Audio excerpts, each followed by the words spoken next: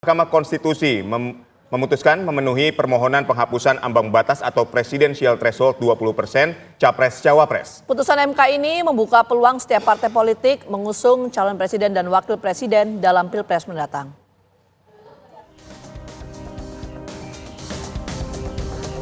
Putusan Mahkamah Konstitusi (MK) yang menghapus ambang batas pencalonan presiden dan calon wakil presiden atau presidensial threshold 20% membuka peluang seluruh partai politik peserta pemilu bisa mengusung calon.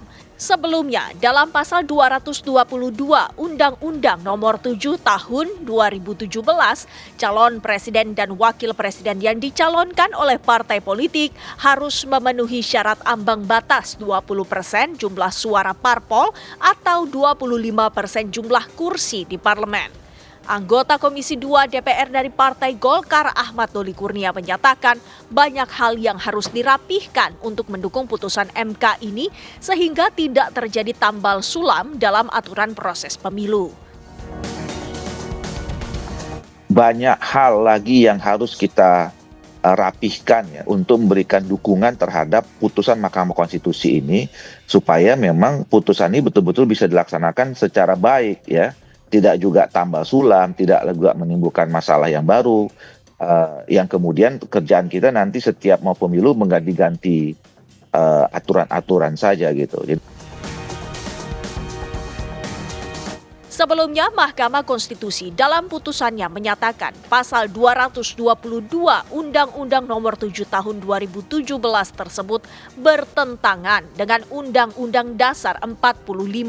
Dalam putusan tersebut juga terdapat pendapat berbeda dari dua hakim, yakni Hakim Anwar Usman dan Daniel Yusmik.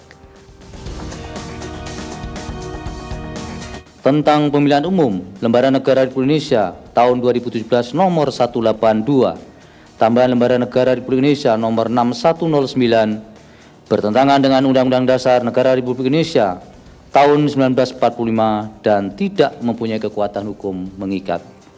3. Memerintahkan pemuatan putusan ini dalam Berita Negara Republik Indonesia sebagaimana mestinya. Terhadap putusan Mahkamah Agung terdapat dua hakim yang berpendapat berbeda, yaitu Hakim Konstitusi Anwar Usman dan Hakim Konstitusi Daniel Yusmik P.Poe, bahwa dissenting dimaksud tidak dianggap diucapkan, namun pada pokoknya dua hakim tersebut berpendapat bahwa para pemohon tidak memiliki kedudukan hukum atau legal standing, sehingga seharusnya Mahkamah tidak melanjutkan pemeriksaan pada pokok permohonan. Penghapusan ambang batas adalah langkah MK untuk melindungi hak konstitusional partai politik. Meski begitu, MK juga mewanti-wanti potensi membengkaknya pasangan calon presiden serta partai politik yang akan menimbulkan kekhawatiran pada efisiensi dan stabilitas sistem pemilu. Tim TV One mengabarkan. Pemirsa, putusan MK yang menghapus ketentuan presidensial threshold atau ambang batas pencalonan presiden berawal dari permohonan gugatan yang diajukan oleh 4 mahasiswa UIN Sunan Kalijaga, Yogyakarta. Keempat mahasiswa Fakultas Syariah dan Hukum UIN Sunan Kalijaga, Yogyakarta tersebut yaitu Enika Maya Oktavia, Rizky Maulana Syafi'i, Faisal Nasirul Haq, dan Salis Koirul Fatna. Keempat mahasiswa mengajukan permohonan uji materi pasal 222 Undang-Undang Pemilu Nomor 7 Tahun 2017 tentang petitum agar pasal tersebut bertentangan dengan Undang-Undang Dasar 1945 karena melanggar batasan open legal policy dalam hal moralitas, rasionalitas, dan ketidakadilan yang intoleran. Mereka mengaku gugatan tersebut tidak memiliki motif politik namun datang karena merasa aturan yang ada selama ini perlu dikritisi. Keempat mahasiswa ini dikenal aktif dan berprestasi dan tergabung dalam komunitas pemerhati konstitusi. Yang awalnya di putusan 90 merupakan fenomena hukum konstitusi yang sangat progresif wajib karena ini merupakan kemenangan. Bersapa yang membuat keempat mahasiswa tersebut kemudian mengajukan judicial review pasal yang mengatur ambang batas capres-cawapres? Langsung saja kita tanyakan kepada Yudike Maya, salah satu mahasiswa yang mengajukannya. Yudike, mungkin pertama kali yang ingin kita tanyakan adalah apa alasan dari Yudike dan juga teman-teman ini mengajukan judicial review terkait dengan presidential threshold ini? Baik, terima kasih. Bismillahirrahmanirrahim. Untuk alasan yang pertama adalah sebagaimana yang kami sampaikan dalam redaksi kami bahwa kami merupakan mahasiswa hukum dari Fakultas Syariah dan Hukum Sunan Kalijaga Yogyakarta yang kemudian tergabung dalam komunitas pemerhati konstitusi, di mana dalam komunitas pemerhati konstitusi ini fokus pada kajian-kajian ketatanegaraan. Dan kemudian komunitas pemerhati konstitusi atau kami singkat dengan KPK ini merupakan komunitas yang kerap kali berkecimpung dalam debat, yang dalam mosi-mosi perdebatan ini kerap kali muncul yang kita sebut dengan presidential threshold harus dihapuskan dan lain-lain. Jadi kami memiliki banyak kajian terhadap presidential threshold. Terlebih lagi pada tahun 2023, komunitas pemerhati konstitusi ini berhasil lolos ke final debat Bawaslu RI. Di sana, di final, mosinya itu adalah penghapusan presidential threshold.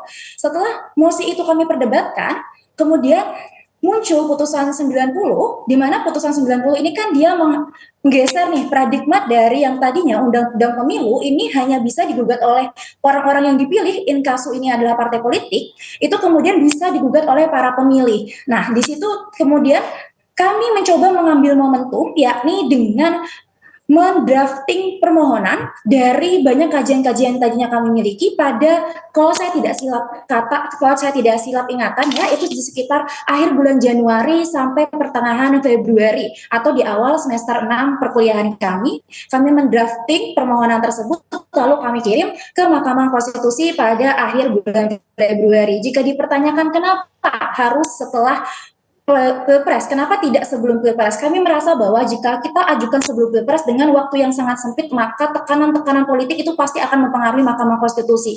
Kami berharap bahwa putusan ini akan merupakan putusan yang kemudian fokus pada nilai-nilai akademik dan juga substansi hukum. Terbukti di sini setelah kami berikan waktu juga kepada Mahkamah Konstitusi, kami nyatakan dalam permohonan kami bahwa kami ajukan permohonan ini adalah sebagai bentuk perjuangan akademik dan juga advokasi konstitusional, yang artinya adalah kami ajukan permohonan ini pada Februari 2024 dan baru diputus pada Januari 2025. Waktu yang begitu panjang untuk suatu perjuangan, tapi kami senang bahwa hal ini memberikan dampak positif dan memberikan hasil sesuai kehendak kita semua, rakyat Indonesia, karena ada 32 putusan sebelum perkara kami yang diajukan. Demikian, Kak. Baik, tanggapannya setelah akhirnya MK memutuskan untuk menghapus presidensial threshold ini seperti apa teman-teman yang mengajukan ini? Tentu saja ketika pertama kali dibacakan kami sangat amat terkejut ya. Karena kami sendiri tidak berekspektasi akan dikabulkan melihat bagaimana kemudian 32 putusan perkara sebelumnya itu tidak dikabulkan. Tapi kami sangat bersyukur sekali kemudian karena perjuangan dari kita semua terakumulasi dari adanya total 36 putusan di perkara kami ke-33 ya. Kemudian 3 perkara selanjutnya itu dianggap kehilangan objek. Ada begitu banyaknya akumulasi perjuangan dari rekan-rekan semua, rekan-rekan mahasiswa, masyarakat sipil, bahkan politikus untuk bisa kemudian menghapus atau menginkonstitusionalkan pasal 222. Jadi kami turut senang dan kami menyatakan bahwa ini adalah salah satu kemenangan bagi demokrasi kita.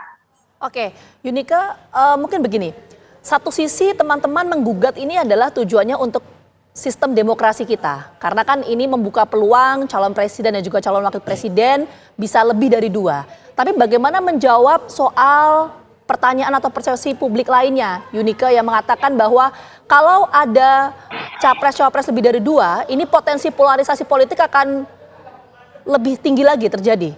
Kalau kita berkaca pada pemilu-pemilu sebelumnya saja, 2 pasangan calon polarisasinya sedemikian rupanya. Gimana menjawab soal itu, kalau menurut Yudike? Tujuan dari kami ajukan permohonan ini adalah tujuan pertamanya malahan untuk mengurangi adanya polarisasi politik atau penajaman politik itu sendiri. Pun jika kita takutkan nanti mungkin akan lebih banyak calon dan lain-lain, Mahkamah Konstitusi dalam putusannya halaman 270 pada paragraf 3.27 sudah menyiapkan 5 rambu-rambu yang bisa ditindaklanjuti oleh pembentuk undang-undang untuk mencegah hal tersebut. Jadi kami rasa jika ini permohonan, jika putusan ini dilaksanakan, kami rasa bisa untuk kemudian mencegah terjadinya polarisasi politik itu sendiri, karena yang pertama, permohonan ini malahan diajukan untuk mengurangi adanya polarisasi politik sehingga bisa menentukan banyak calon alternatif. Yang kedua, Mahkamah Konstitusi dalam paragraf 3.27 juga sudah menyiapkan 5 rambu-rambu yang bisa ditindaklanjuti oleh pembentuk undang-undang. Baik, terima kasih Yunika Maya telah berbagi informasi kepada kami dan selamat atas judicial review-nya yang sudah dikabulkan oleh Mahkamah Konstitusi. Pemirsa, setelah berulang kali digugat, akhirnya Mahkamah Konstitusi mengabulkan penghapusan presidensial threshold atau ambang batas presiden. Informasinya akan kami hadirkan usai jeda. Tetaplah bersama kami.